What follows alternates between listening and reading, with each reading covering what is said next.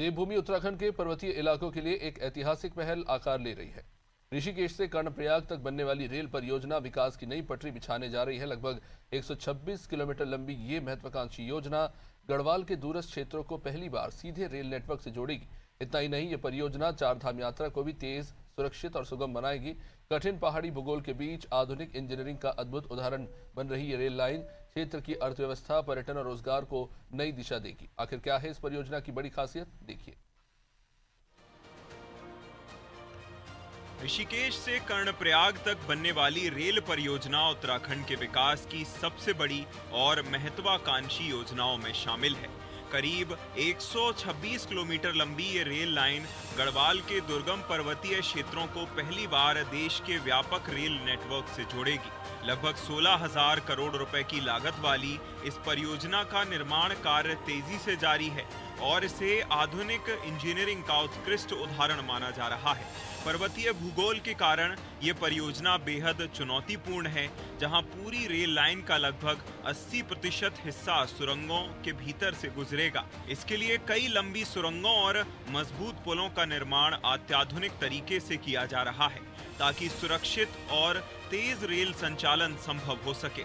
इस परियोजना के तहत ऋषिकेश, शिवपुरी, देवप्रयाग, श्रीनगर, रुद्रप्रयाग, गौचर और कर्णप्रयाग सहित कुल 13 स्टेशन बनाए गए हैं, जिसमें से क्षेत्र में कनेक्टिविटी, पर्यटन और आर्थिक विकास को नई रफ्तार मिलेगी।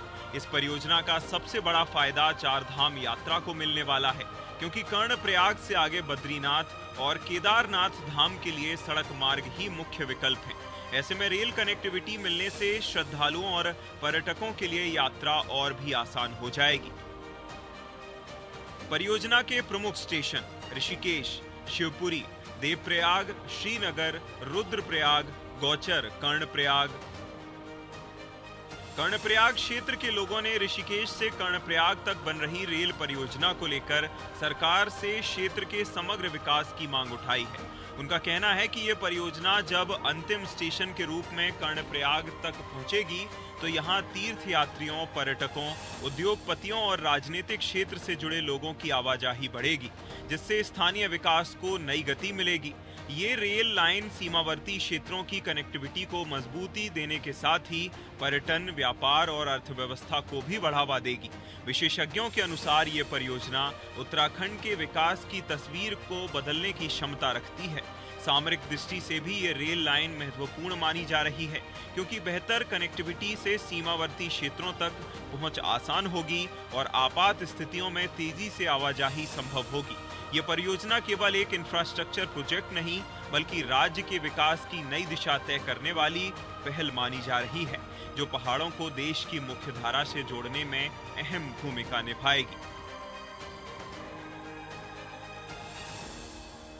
हम यहाँ देख रहे हैं, हम यहाँ ग्राउंड जीरो की रिपोर्टिंग करने के लिए पहुंचे हैं और इस प्रोजेक्ट को लेकर के आप क्या कहेंगे?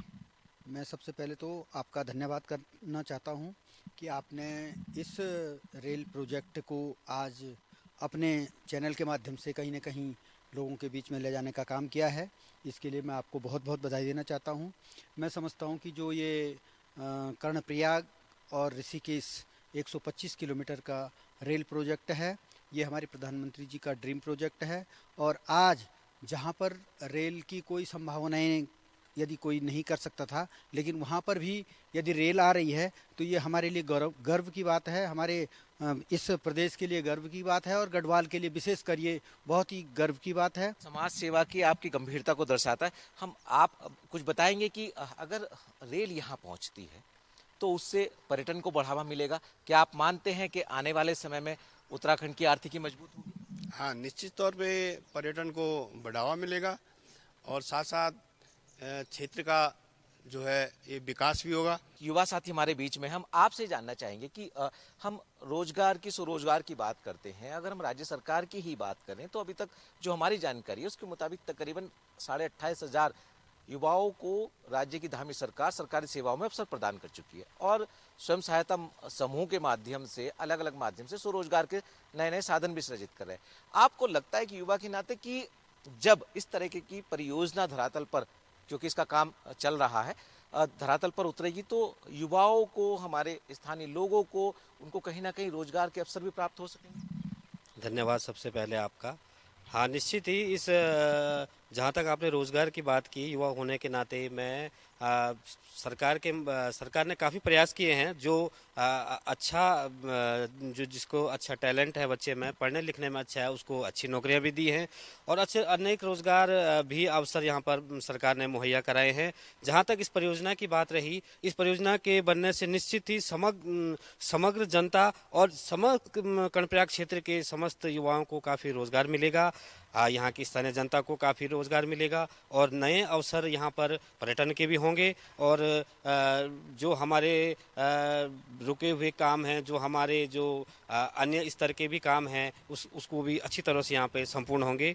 इस क्षेत्र के समग्र विकास की बात करें तो कौन कौन से ऐसे कार्य हैं जिनको भी होना बाकी है और जिनके लिए आपने प्रयास किए हैं? देखिए, मैं ये कह सकता हूँ कि 2007-8 में मैंने केंद्र सरकार को मेडिकल कॉलेज के लिए पत्र दिया था। तो उस समय से मैं लगातार एक तो मेडिकल कॉलेज के लिए संघर्ष कर रहा हूँ और अपनी बात को सरकार के सामने लगातार रखते रहता हूँ। उसके अलावा भी जैसे आदिबद्री का जो क्षेत्र है वो बहुत ही मतलब आध्यात्मिक रूप से बड़ा अच्छा क्षेत्र है। तो मैंने उत्तराखंड सरकार से मांग की है कि निवेदन भी किया है कि मैंने कहा कि इस स्थान को आप राज्य मानचित्र पर जरूर लाएं, जिससे कि यहाँ की डेवलपमेंट हो, यहाँ का विकास हो। और आवश्यकता भी है क्योंकि देखो यहाँ पर देश और विदेश के पर्यटक लगातार आते हैं और केवल 4 धाम के अलावा भी उनको बहुत सारी चीज़ें चाहिए होती है जिससे उनको यहाँ स्थिर रखा जाए। होता क्या है कि 4 धाम के लिए आदमी निकलता है, दिल्ली से आता है, बद्रीनाथ जी के दर्शन किए और रात को दर्शन किए, सुबह को निकल गई। तो उनको ठहरने का एक मौका देना हमारे लिए बहुत आवश्यक है। जैसे औली वाला क्षेत्र हमारा डेवलप हुआ है चमोली जनपद के अंदर, ऐसे ही 2-4 क्षेत्र हमारे हों। जैसे हमारे पास अभी नंदा देवी राजजात का 280 किलोमीटर का पैदल मार्ग है, हिमालय का महाकुंभ भी उसको कहा जाता है। मैं समझता हूँ कि उस क्षेत्र में यदि हम काम करें पर्यटन के क्षेत्र में, तीर्थाटन के क्षेत्र में, तो उसके लिए निश्चित रूप से सरकार भी काम कर रही है, लेकिन ऐसे काम जरूर होने चाहिए जिससे लोगों को ठहरने का एक मौका मिले। इस पूरी की पूरी परियोजना पर एक संक्षेप में क्या टिप्पणी आप? मैं समझता हूँ कि ये पहाड़ के लिए एक मील का पत्थर साबित होने वाला है और ये हमारे लिए बहुत बड़ी बात होगी। रेल परियोजना क्योंकि अपने चरम पर है, आज मुझे लगता है 75% से ऊपर का कार्य ये कंप्लीट हो चुका है और बहुत जल्दी 2 साल, 1 साल, 1.5 साल, 2 साल के अंदर ये परियोजना पूरी हो जाएगी। उसके बाद जब हम देखेंगे कि ये परियोजना यहाँ पर आ चुकी है तो निश्चित रूप से यहाँ के लोगों के लिए, चाहे वो रोजगार के क्षेत्र में हो, पर्यटन के क्षेत्र में हो, तीर्थाटन के क्षेत्र में हो, चाहे रोजगार के क्षेत्र में हो, मुझे लगता है बहुत बड़ा मील का पत्थर साबित होने वाला है। हम उम्मीद करते हैं कि देवभूमि उत्तराखंड की ऋषिकेश से कर्णप्रयाग का जो ये रेल परियोजना है, इस रेल परियोजना से आने वाले समय में एक नहीं बल्कि अनेकों फायदे उत्तराखंड को होने वाले हैं। अपने सहयोगी कैमरामैन जोगिंदर के साथ सोनू सिंह, अनादि टीवी, कर्णप्रयाग।